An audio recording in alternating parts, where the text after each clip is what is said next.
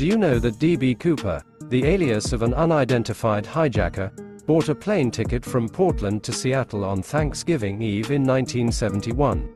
Mid-flight, he claimed to have a bomb, demanded ransom money and parachutes, then released passengers in Seattle, forcing the crew to refuel and fly towards Mexico City, with a stop in Reno. Cooper vanished into the night by parachuting out with the money, leaving behind one of the biggest unsolved mysteries in FBI history. Don't forget to like and subscribe our channel.